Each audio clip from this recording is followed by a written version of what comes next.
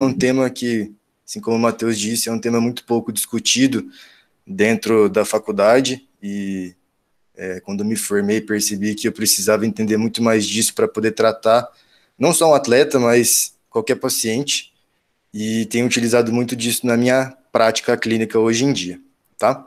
Bom, assim como o Matheus disse, qualquer dúvida pode ir mandando aí, qualquer coisa, ele me interrompe ou a gente responde tudo no final, beleza? Bom, primeiramente, passar um pouco de onde eu vim, quem eu sou. Sou formado pela UEL, e assim que eu me formei, eu vim aqui para Ribeirão Preto para fazer um aprimoramento em ortopedia e traumatologia no HC da USP. Hoje em dia trabalho na Clínica One de fisioterapia e sou diretor clínico do Instituto Trata. A gente faz um trabalho bem voltado aqui também para atletas, atendemos bastante gente aí de membro inferior, tá? Bom, primeira coisa, deixar para vocês aqui sobre o que eu vou falar, né? Eu queria deixar bem claro para vocês o que é uma cadeia aberta e uma cadeia fechada. Passar um pouquinho dos conceitos da CIF, para quem não sabe o que é, fiquem tranquilos, também vou passar bastante detalhado sobre isso. Passar um pouco sobre o que a gente vê na teoria e o que a gente se depara na prática quando a gente sai, né? A diferença das duas, basicamente. E aí sim, falar um pouquinho sobre a reabilitação, beleza? Bom, começando aqui então, por definição, cadeia cinética aberta, basicamente, é quando um segmento distal, ou seja, está mais longe do corpo, em que se deseja realizar o movimento, ele está livre. Ou seja, ele está se movimentando em relação ao espaço.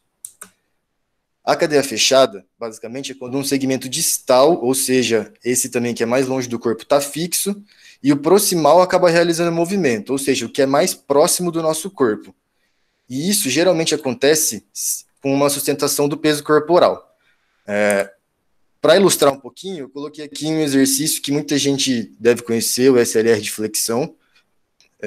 Para poder entender o melhor, a gente consegue ver que aqui o nosso quadril ele é um ponto fixo para que não só o nosso pé, mas a nossa perna como um todo se movimente. Isso é considerado uma cadeia cinética aberta. Já, por exemplo, para fazer uma flexão de tronco, o nosso pé é que está sendo o nosso ponto fixo e o nosso quadril tem se tornado o nosso ponto móvel, ao contrário do exercício anterior. E essa pessoa também está sofrendo influência do peso corporal. Ou seja, isso daqui geralmente é considerado como uma cadeia cinética fechada. Uma extensora, acho que muita gente também deve saber o que é.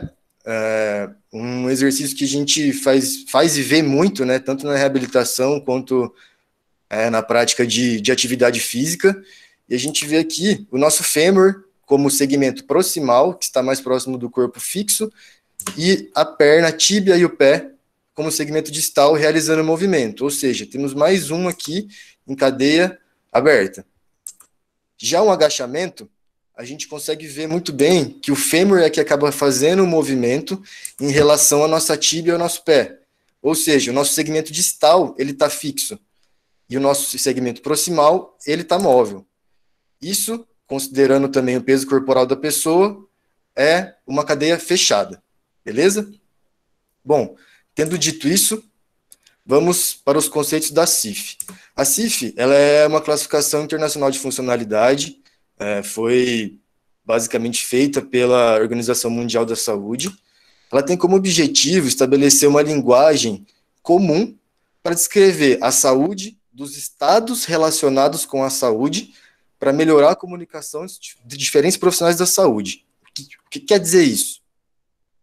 Quando a gente vai conversar como fisioterapeutas, enfim, com outros profissionais da saúde, tanto um profissional de educação física, um próprio TO, enfim, qualquer área da saúde, a gente tem que se comunicar de uma forma que seja clara para as duas pessoas, porque tem coisa que às vezes eu vou falar que é muito específica da fisioterapia, ou que ela vai falar e é muito específica da TO, e aí às vezes a conversa acaba ficando um pouco difícil de entender. Então, basicamente, foi para isso que ela foi criada, e como uma ferramenta clínica também para nós fisioterapeutas ou para nós que trabalhamos com o movimento. E como que ele serve? Para avaliar as necessidades, compatibilizar os tratamentos com as condições específicas dessa pessoa e avaliar essas aptidões profissionais, a reabilitação e os resultados. Ou seja, ela é uma ferramenta de avaliação importantíssima no pré, no durante e no pós-tratamento desse paciente. Então, é muito importante a gente estar bem ligado em tudo sobre o que ela nos oferece. Basicamente, o primeiro conceito da CIF é a funcionalidade, que é um termo bem abrangente para todas essas funções do corpo, para as estruturas do corpo, para as atividades que essa pessoa vai fazer e para o nível de participação, que é onde essa pessoa vai estar inserida no meio de prática dela esportivo. Basicamente, ela denota os aspectos positivos da interação entre o indivíduo com uma condição de saúde e os fatores contextuais que aquele indivíduo possui, ou seja, os fatores ambientais e os fatores pessoais. As funções do corpo, basicamente, são as funções fisiológicas que a gente já tem. É uma coisa que é inerente e a gente sempre tem que lembrar que não são só funções motoras, mas sim, mas também, né, funções psicológicas. As estruturas do corpo, basicamente, são as partes anatômicas palpáveis, né? Então, não só os órgãos, como está escrito aí, mas também ossos, músculos, tendões, ligamentos. E as deficiências são alterações nessas funções ou estruturas do corpo, tais como um desvio importante ou uma perda. Ou seja, as deficiências elas podem ser tanto de uma coisa estrutural, como uma ruptura de um tendão, como uma lesão de um ligamento, um estiramento muscular, ou pode ser simplesmente porque aquela pessoa está tendo um mau alinhamento ao executar algum movimento, ou ele já correu alguma perda durante o movimento. Ela é bem abrangente e consegue focar bem no que a gente precisa trabalhar quando a gente está analisando essa pessoa durante o movimento ou até analisando a estrutura dela. A atividade, basicamente, é a execução da tarefa ou ação de um indivíduo, ou seja, um jogador de basquete vai jogar basquete, um jogador de vôlei vai jogar vôlei, uma dona de casa vai trabalhar com atividades voltadas para casa. E o nível de participação, basicamente, que eu expliquei para vocês, é o envolvimento nas situações de vida diária dela. Um jogador de futebol, ele pode ser jogador de futebol de campo, que é um nível de participação, um jogador de futebol de areia, que é outro nível de participação, um jogador de futebol de salão, que também é outro nível de participação. Enfim, basicamente, isso depende muito da área específica que aquela pessoa vai trabalhar. E os fatores ambientais, basicamente, são os fatores físicos, social e de atitude no qual essas pessoas vivem e conduzem sua vida. Ou seja, tudo aquilo que está ao redor dela no momento que ela está realizando a atividade dela. E isso pode ser tanto como uma barreira, como um facilitador para essa pessoa melhorar a função dela durante a execução da atividade. Aqui, eles colocam bastante como uma interação entre todos esses conceitos da CIF. E eu vou deixar um exemplo para vocês de atividade. Vamos colocar aqui um jogador de futebol. Um jogador de futebol que sofreu, por exemplo, ali em cima, na condição de saúde, uma lesão de tornozelo, entorse de tornozelo, beleza? A gente vê que as funções e as estruturas do corpo dele estão lesionadas, ou seja, ela está tendo uma deficiência daquilo. Então a gente tem que pensar no que para poder tratar essa pessoa? Nas funções e nas estruturas dela, ou seja, o que foi lesionado, como foi lesionado, e o que eu vou precisar trabalhar no foco, então, de provavelmente algum músculo, pensando na atividade dela, ou seja, um jogador de futebol, beleza. Qual que é a posição desse jogador? Quais são as atividades que ele pratica durante a atividade dele? Um salto vertical? Um salto para frente? Ele tem que correr muito? Ou não? Ele já fica um pouco mais parado, o negócio dele é mais passar a bola. O que a gente tem que entender sobre isso? Ah, não, ele fica cabeceando o tempo inteiro, então salto.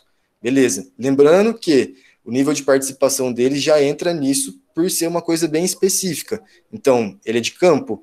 Ah, ele é zagueiro, beleza. Então, já muda, por exemplo, se você for tratar um atacante, porque a demanda de cada um é completamente diferente, tá bom? Levando em consideração também esses fatores ambientais, que é tudo que está ao redor dele durante a execução da atividade dele, e os fatores pessoais, como sono, estresse, alimentação, tudo aquilo que pode estar influenciando ele dentro do corpo dele.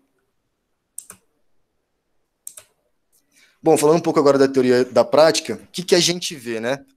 Bom, a gente vê muito que os exercícios que são prescritos são exercícios muito analíticos, muito diretos, geralmente unidirecionais, focando apenas o movimento de uma articulação.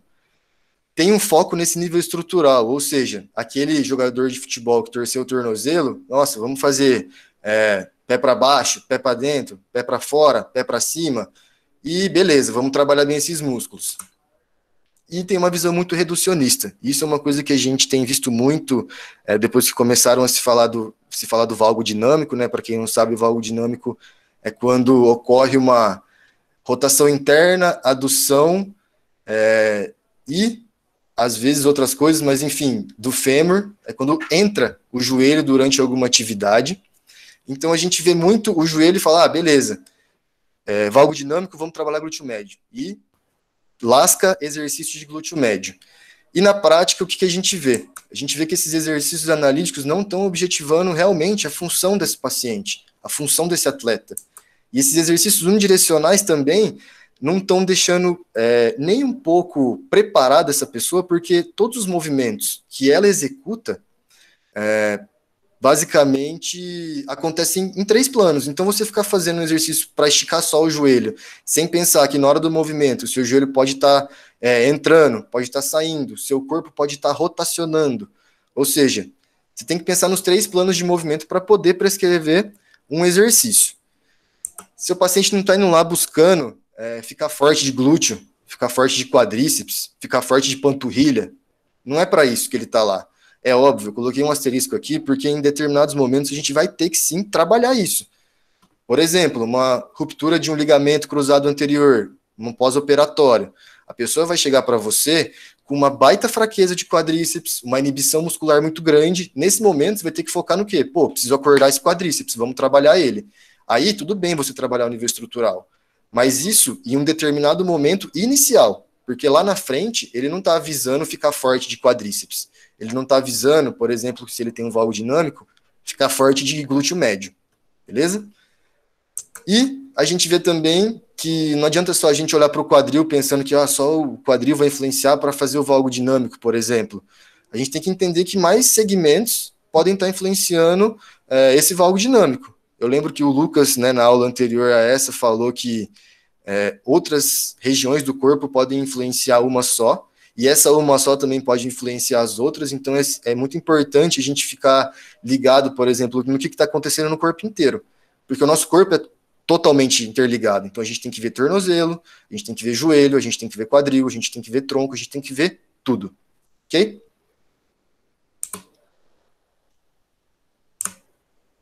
Bom, pensando agora na reabilitação em si. Antes de começar, eu vou passar o conceito de estabilidade, que eu uso muito e espero que vocês entendam e usem também na prática clínica de vocês, que é a capacidade da pessoa de resistir a uma perturbação ou ela retomar a uma posição após uma perturbação, ou seja, uma força externa, seja ela qual for. Então, imagina que se você é capaz de voltar à posição que você estava depois de tomar um empurrão, por exemplo, ou uma trombada, ou de resistir a essa perturbação, não se mexer, isso aí é estabilidade. Diferente de rigidez, que é a falta do movimento, que muitas das vezes a gente usa o nosso conceito de estabilidade mais voltado para esse foco de rigidez, que quando ela está em excesso, ela não tem movimento nenhum. E quando ela está em falta, ela acaba sendo muito móvel. E essas duas acabam causando uma lesão. Então não é bom ser muito rígido e nem pouco rígido. O importante é ser muito estável. A gente precisa ter mobilidade, a gente precisa ter um pouco de rigidez, mas é importante que a gente tenha estabilidade na hora da execução de todas as tarefas. E pensando na reabilitação do atleta. Aqui eu coloquei 3 vídeos para vocês, para ilustrar um pouquinho e fazer um questionamento para vocês. Nesse primeiro que eu vou colocar aqui, prestem bastante atenção na panturrilha direita dele, tá bom? Deixa eu tirar o som. Aí. Beleza? Vou repassá-lo.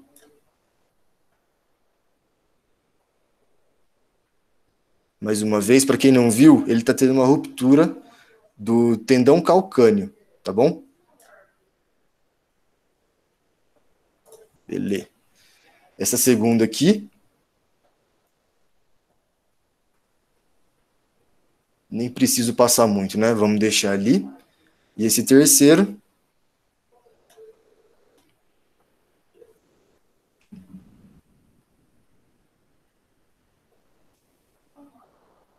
tranquilo, conseguem ver o joelho entrando. Isso aqui, para quem perguntou aí, é o valgo dinâmico.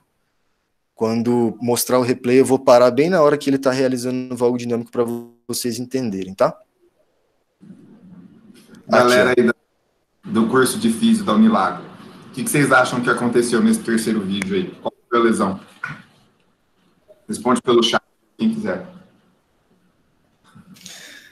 Fava, dói e eu já tomei essa lesão nos dois.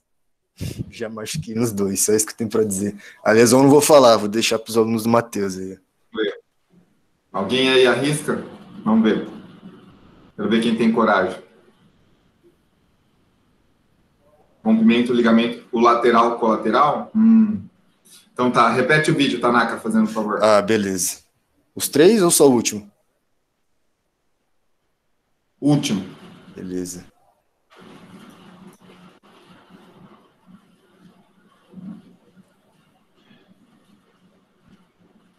E aí, mais alguém? O que vocês acham?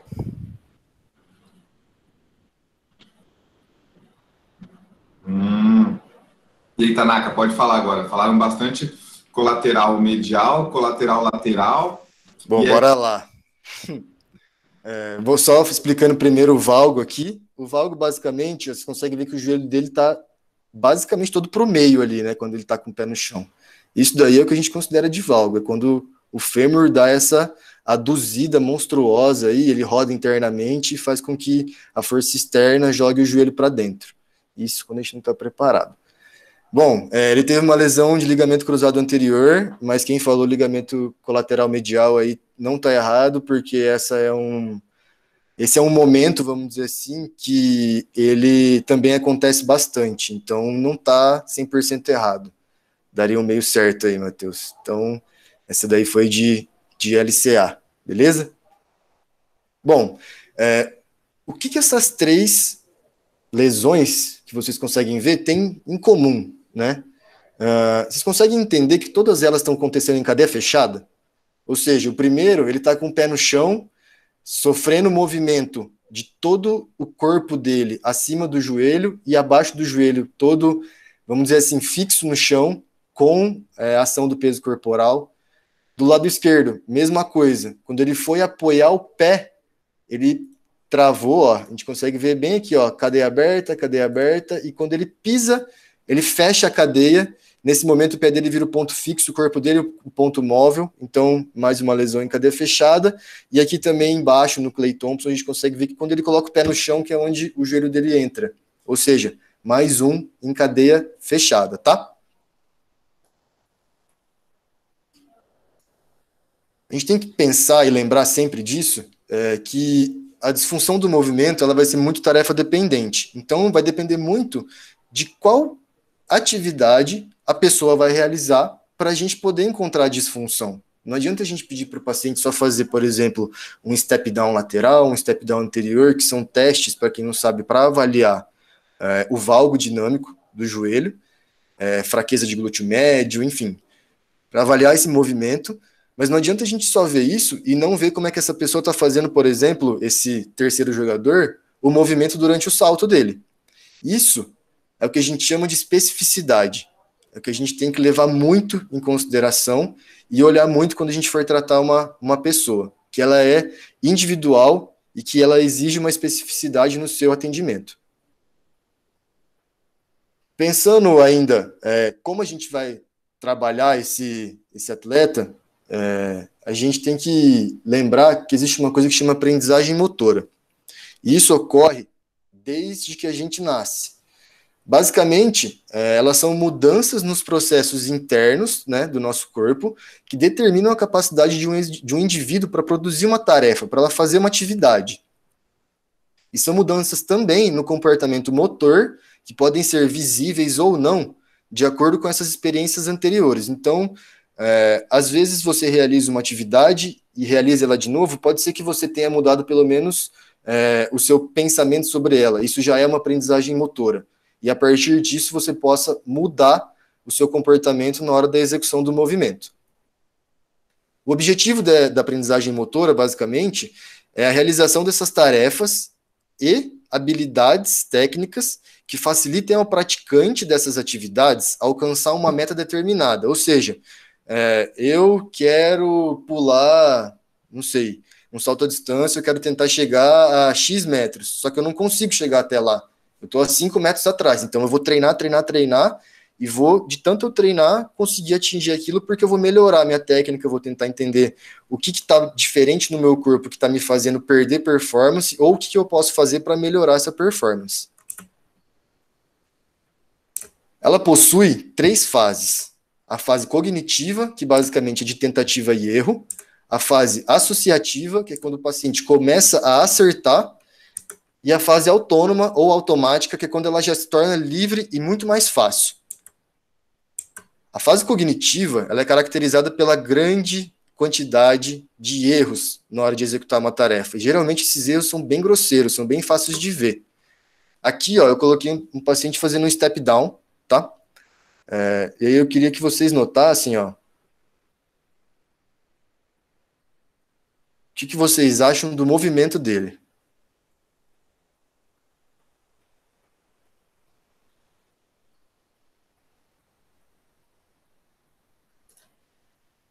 Beleza? Bom, aqui a gente pode ver que o joelho dele não está em valgo, legal, mas olha o que acontece aqui, ó. Como o tronco dele já está inclinado e como o quadril dele foi jogado para a direita, e não só isso, ele foi rodado também. Então, além do tronco dele estar inclinado para a esquerda, o quadril jogado para a direita e a rotação, ele teve que fazer tudo isso para poder compensar e segurar o movimento do joelho dele. Aí, eu posso questionar vocês acham que isso aí é uma fraqueza? Vocês acham que isso aí é uma falta de ativação? Não sei. Isso a gente só vai conseguir saber fazendo algumas avaliações específicas. No caso, se for a força, um teste no dinamômetro de força.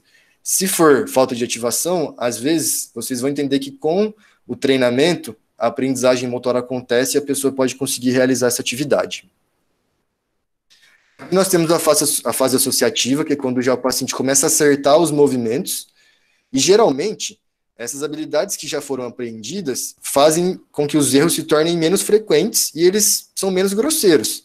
Não quer dizer que não vai ter erro, vai ter, mas a pessoa, além disso tudo, ela vai ser capaz de identificar o erro dela e aí sim poder alterar alguma, vamos dizer assim, informação que ela está mandando ali para o corpo dela para mudar esse movimento. Aqui, ó, observem que quando ele vai fazer a primeira passada para a direita, aqui, eu não sei se vai ficar muito bom para ver aí, tá? Mas a primeira passada para a direita, ele treme muito o joelho, muito mesmo. E na segunda, ele já consegue se organizar e travar melhor o joelho dele. Então aqui, ó, ainda possuem erros, possuem déficits, mas no momento que ele está realizando, ele já consegue entender que ele errou e ele consegue corrigir para a próxima repetição. Essa é a fase associativa. A fase autônoma, ela é caracterizada basicamente por uma fase que já não tem mais nenhum déficit, nenhum erro. Então, a habilidade dela já se tornou tão automática ou está tão usual no dia a dia que ela nem precisa mais dar atenção devida para desenvolver determinada atividade. Isso é resultado de uma grande quantidade de prática, ou seja, de treinamento. Isso vai permitir com que a gente tenha uma resposta sem ter que se concentrar no movimento, ou seja, eu conseguir aprender, corrigir e identificar o meu erro sem eu ter que ficar pensando naquilo. E isso pode deixar a pessoa livre para ela utilizar outras coisas, ou seja, ela pode dar atenção para outras coisas. Então, um movimento bem executado, por exemplo, de um membro inferior, pode liberar um atleta de basquete a arremessar melhor, um atleta de vôlei, a mesma coisa, sacar, bloquear melhor. Um atleta de tênis, se ele tem um bom controle de perna, ele pode muito melhor fazer um trabalho de braço, e por aí vai. Aqui, o mesmo paciente da primeira, fazendo um salto, que é a atividade dele de esporte, ele joga basquete, e eu quero que vocês observem agora o alinhamento de tronco, do quadril e do joelho dele fazendo essa atividade.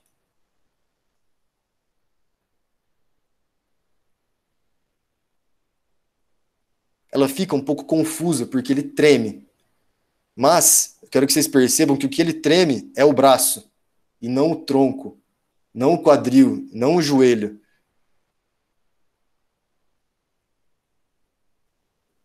Tranquilo? Olha a diferença dessa atividade, que envolve muito mais dinamismo, envolve salto, e ele está conseguindo executar muito melhor do que aquele step down que ele estava fazendo antes. Isso aqui é super importante para ele, porque é essa atividade que ele vai realizar quando ele estiver na prática dele. E aí aqui, falando mais sobre a reabilitação em si, coloquei alguns vídeos de alguns exercícios que eu utilizo na minha prática, e vou tentar demonstrar um pouquinho para vocês que eu consigo associar tanto a fase de exercícios estruturais como as dos exercícios funcionais em um dia, vamos dizer assim, em uma sessão, que a gente consegue fazer isso, a gente pode fazer isso. Bom, basicamente aqui, eu estou fazendo uma resistência no quadril dela, ela era uma corredora, tá? E ela me falou que ela estava sentindo dor no tibial anterior, que é o músculo da canela aqui, ó. Quando ela ia fazer o apoio dela, quando ela estava correndo, tinha que colocar o pé no chão para frear o movimento e passar a outra perna, quando ela vai começar a fase de apoio. E aí, ela falou, ó, quando eu, no começo do apoio do calcanhar, eu começo a sentir tal, então aqui eu comecei a trabalhar o quê? O nível estrutural, eu estou trabalhando literalmente o músculo tibial anterior com esse exercício.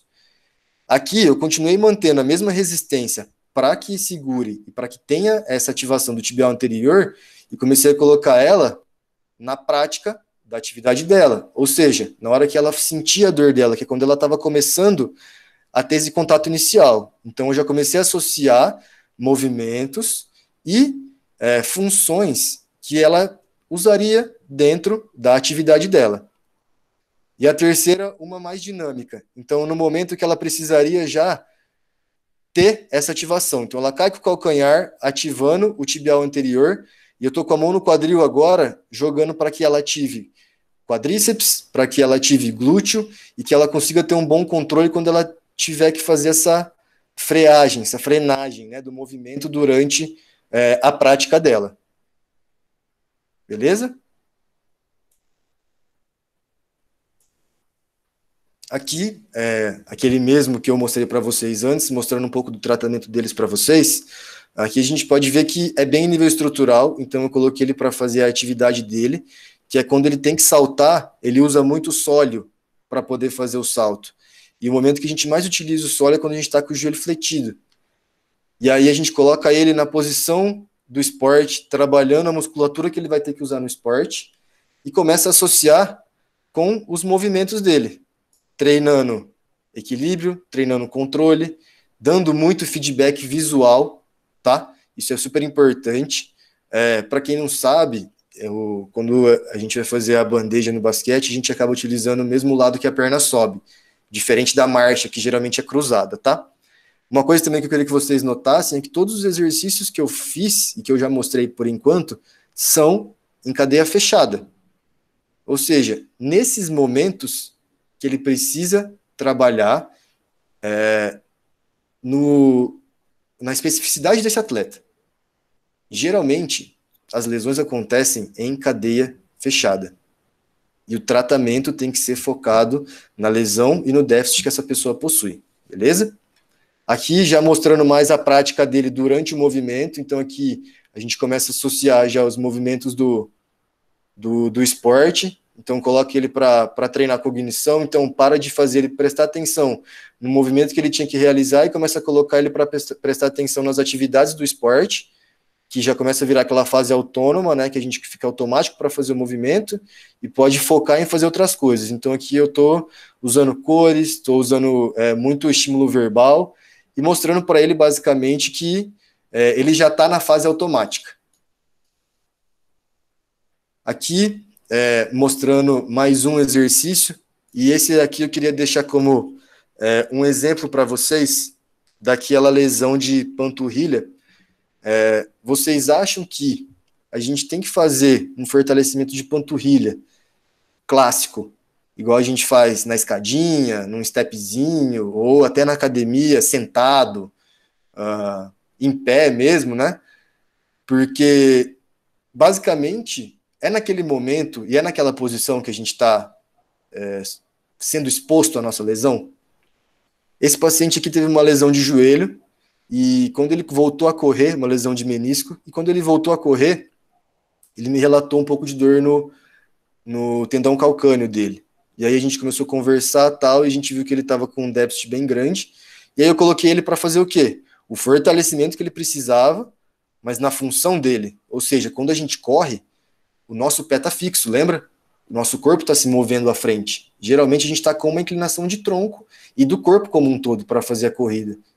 Então será que a gente tem que trabalhar aquela panturrilha clássica, ficar no entorno de tornozelo também, só fazendo pé para baixo? Acho que não, né? Acho que a gente pode pensar um pouquinho mais e lembrar que isso daqui vai ser focado na função dele. E lembrando sempre, colocar ele para sofrer, vamos dizer assim, o que ele sofreu no momento da lesão. Esse segundo e terceiro vídeo foi um paciente que teve uma lesão de ligamento colateral medial, e ele sentia muita dor quando ele ia fazer cruzamento, lançamento e chutar a bola colocada, que é sempre nos momentos que fazia um bocejo, ou seja, uma abertura da região medial do joelho. E aí a gente tinha que fazer o quê? Colocar ele para fazer a atividade dele. Deixar aqui também um abraço para o nosso professor Cássio, que nos ajuda bastante lá na clínica também. Ao João, que está aí acompanhando, fisioterapeuta, monstro de coluna, reabilitação de membro inferior. Então aqui, outro, mostrando bem a função, que ele vai ter que bater na bola colocada, ele vai ter que chutar, e aqui a gente colocando bastante no momento em que ele vai ser exposto a esse movimento. E aí? Lembrando também que não adianta só olhar para o movimento da perna direita. Aqui ele está fazendo o apoio na esquerda.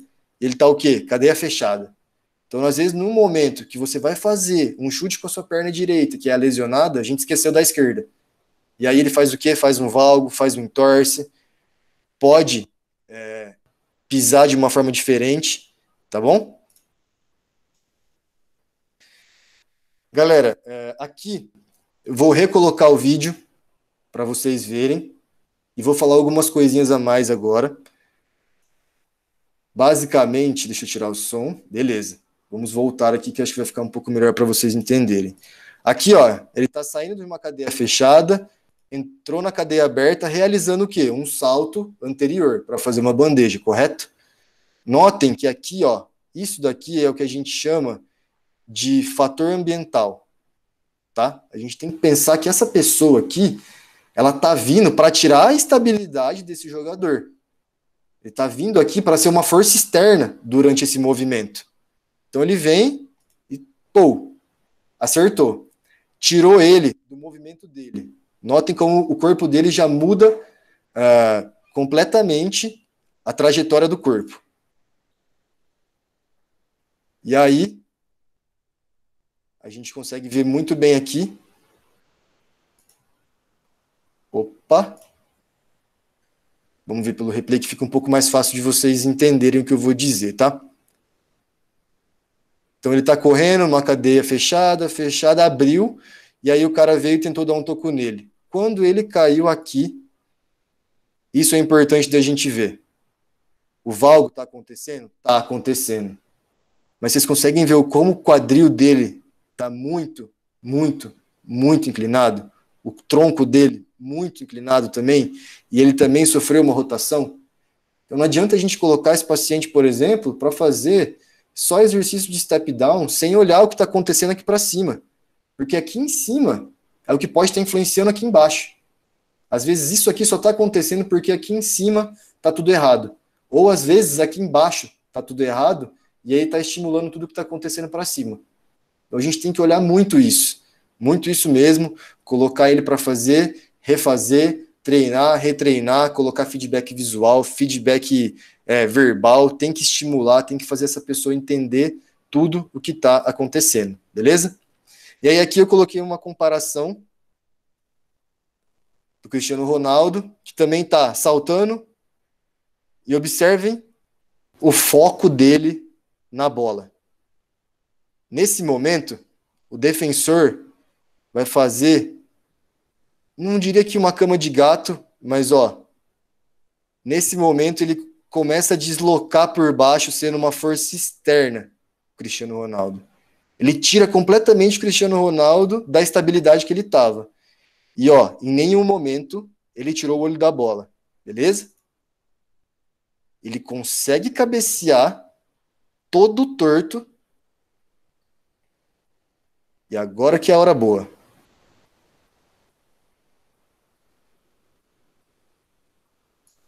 Olha como ele está caindo.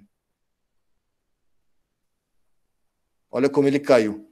Todo torto. Mais torto até que esse primeiro vídeo.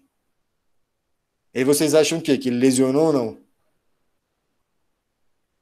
Ele sofreu então de novo. Ele subiu, sofreu aqui uma força externa sobre ele, que deslocou completamente o corpo dele, não tirou o olho da bola, ou seja, tá tão automático para ele fazer tudo isso, que ele só tem que se preocupar com o que ele tem que executar no final, com o objetivo dele, que é fazer o gol. Ele só fica olhando para a bola, não se preocupa com o marcador, não se preocupa com o que está acontecendo ao redor, ele só está focado na bola. E aí ele cabeceia, e o corpo dele, por mais que esteja todo torto, foi capaz de se segurar. Por que isso? Porque muito provavelmente ele treinou muito na função dele. Provavelmente ele treinou muito as estruturas dele durante o movimento dele.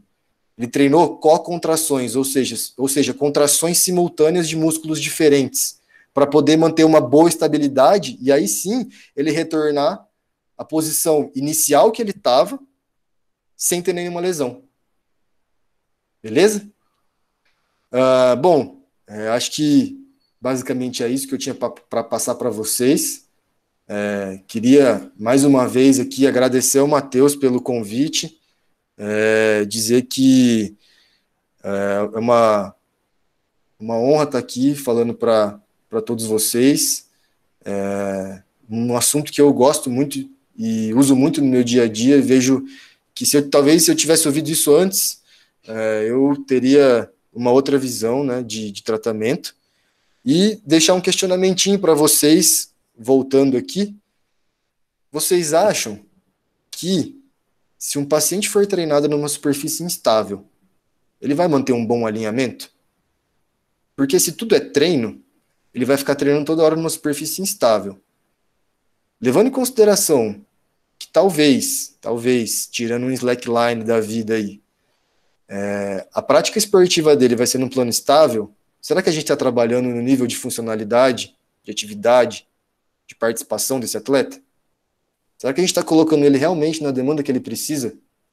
Será que a gente não está treinando ele para fazer, por exemplo, o que o primeiro que fez? Será que, de repente, o corpo dele caiu assim porque ele foi treinado para que caísse assim?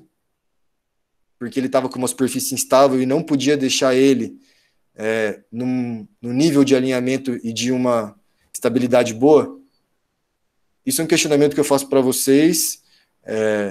Queria deixar bem claro aqui que respeito todos, mas eu não uso superfície instável. Não é uma coisa que eu acho que estimula e faz o paciente aprender o movimento correto. Acho que, pelo contrário, a gente vai acabar estimulando cada vez mais ele a ser desalinhado. Acho que o Cristiano Ronaldo poderia começar a tentar. Se ele tentasse e ficasse bem alinhado, aí é outra coisa. mas até lá acho que tem muita coisa para a gente chegar. Beleza? Bom, é isso aí, Matheus, é com você. Obrigadão mais uma vez aí por tudo. Valeu, meu querido. Nossa, bom demais. Deixa a aula aberta aí, qualquer coisa surgir pergunta, aí a gente vai voltando nos slides. Mas já para começar, queria agradecer, pô, foi massa demais. Só comentar algumas coisas, volta um slide aí, Tanaka, fazendo um favor, do Cristiano Ronaldo. Então, se vocês forem ver, né, se forem analisar, assim, eu estou analisando aqui rapidinho, o Klay Thompson, né, o primeiro vídeo ali, o cara do basquete, ele é mais novo que o Cristiano Ronaldo, né, deve ter, tipo assim, o mesmo nível de prevenção, não tem lesões prévias, acho que no joelho, acho que o Cristiano Ronaldo também não tem lesões prévias, que eu me lembro. Então, tipo assim, tem tudo, o Cristiano Ronaldo tem tudo para lesionar, né, mais fatores para lesionar do que o Klay Thompson. Só um comentário, Matheus, antes que eu esqueça também de dizer, ambos são atletas de altíssimo rendimento, para quem não conhece, e tem muita gente de área da saúde por trás deles. E isso ainda acontece. Mas esse vídeo do Cristiano Ronaldo é insano. Ele pula, olha isso, o quadril dele chega na altura da cabeça do zagueiro, que deve ser muito alto. A aterrissagem dele, nossa, tinha tudo para ter arrebentado o joelho dele. Quando eu vi esse vídeo a primeira vez, eu falei, meu Deus, não é possível que não lesionou nada. Então, assim, o controle motor neuromuscular dele é muito bom, cara. Olha isso, não, você tá doido. Então, assim, é muito treino, acho que, assim, a repetição chega numa hora que eu falo, o atleta, ele chega num nível assim, de quase perfeição, né, vamos falar assim, quando já fica automático, sabe, o movimento certo fica automático, que é o problema do atleta amador, né, eu acho. Eles têm alterações biomecânicas, né, déficits de força, enfim, flexibilidade, coordenação, só que eles não corrigem, daí esses erros vão acontecendo cada vez mais e as lesões vão começando a aparecer conforme o tempo passa. Então, isso que a gente tem que tentar fazer, achar os erros, encontrar os erros que estão acontecendo, igual o Tanaka falou, tá?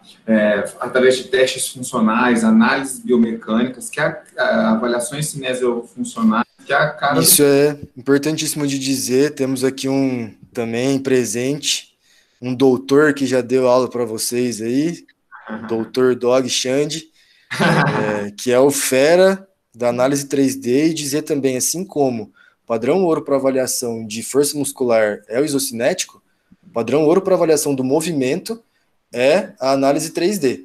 Infelizmente, nós não temos aqui, a gente usa 2D, mas que a 3D ela vai mostrar muita coisa do que a gente precisa saber, do que a gente precisa ver.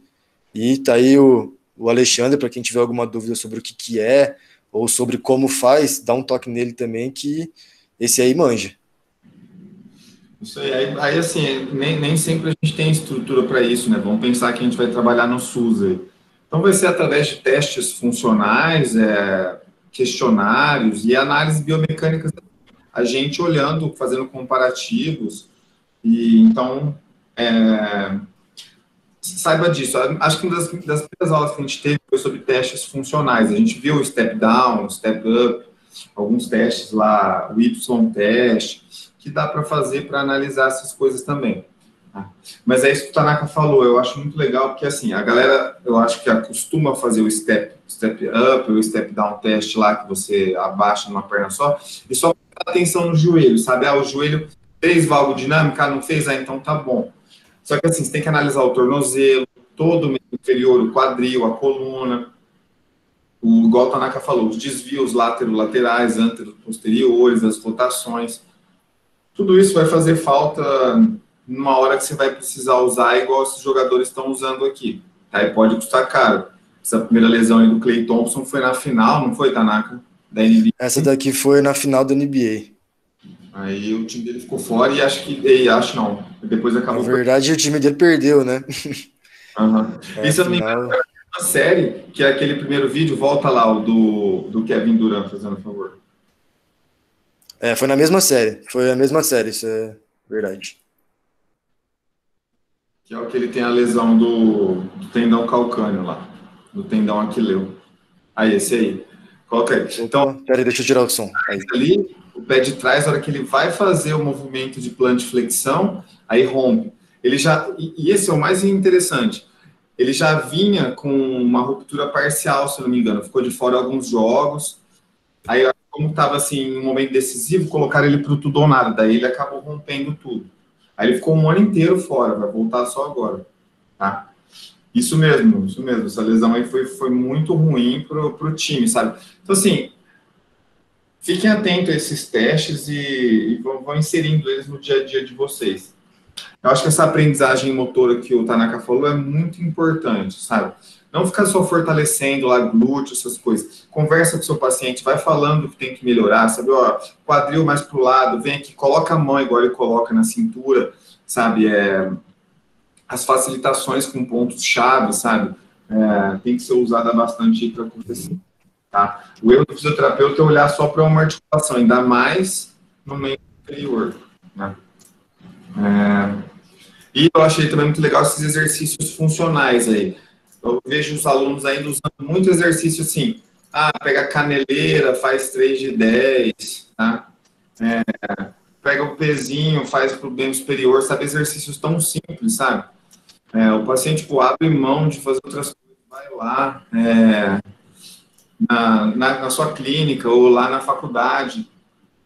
Então, assim, exercícios mais funcionais, assim, entendeu? Assim, olha que interessante, reproduzindo a corrida, as acelerações, desacelerações, o do basquete, muito legal os exercícios de basquete. Então, é mais criatividade aí no momento de montar exercício. Acho que o pessoal fica muito no básico. Tá? Se você ficar fazendo 3 de 10, manda ele para a academia e ele faz as coisas que ele tem que fazer lá. Sabe? Sem supervisão, vai ser mais barato ainda. Esse segundo exercício, ele fazendo a bandeja, é muito legal, cara, muito legal. E pra você ver, não precisa de uma super estrutura, precisa de o que você está usando? Um TheraBand, tá? Uma bola. E uma bola. Mas pode ser uma bola dente de leite, que custa R$3. Sim.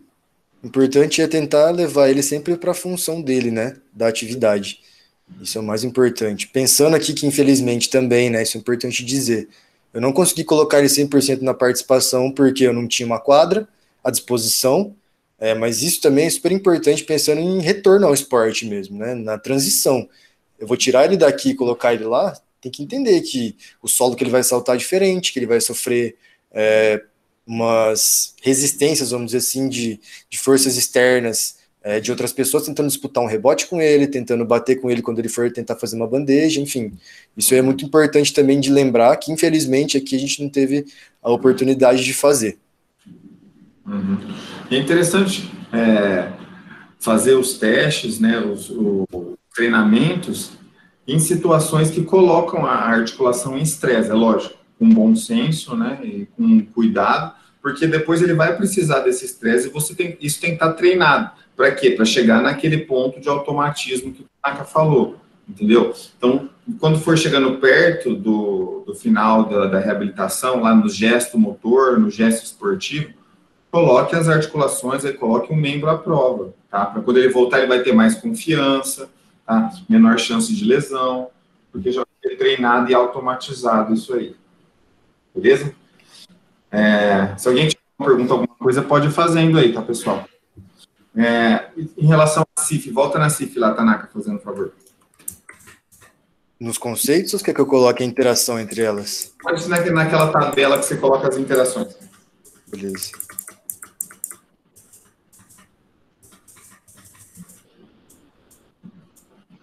Quase lá.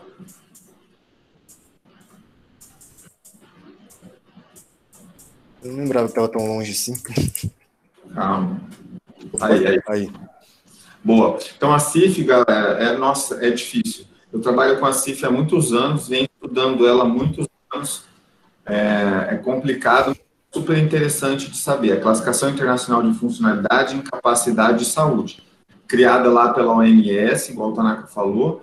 Então, assim, pensa que ela é a irmã do CID, sabe? Aquela Classificação Internacional de Doenças, né? Está na 10ª edição, que é o CID-10 lá.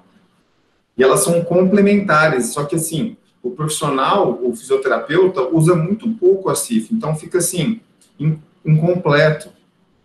Entendeu? Que o médico vem e coloca lá o CID, entorse de tornozelo, não sei qual que é lá, F35, vamos colocar assim. Isso tem que ser complementado pela CIF, que aí a gente também vai dar um código, S2263. Qualquer lugar do mundo que essa pessoa for, o profissional de saúde vai saber o que ela tem em relação a esse problema, o que ela consegue fazer. Porque eu vou dar um exemplo. Um paciente, por exemplo, teve um AVE, um derrame, né? O paciente teve um derrame, ele pode ter inúmeras repercussões. Então, tem paciente que tem um derrame e não mexe o corpo inteiro, fica hemiplégico por muito, muito tempo e totalmente dependente. Tem paciente que tem um derrame, um AVE, ele fica com uma leve incapacidade na mão esquerda. Então, é isso que a CIF vai colocar em relação ao código. A leve incapacidade em mão esquerda para escrever.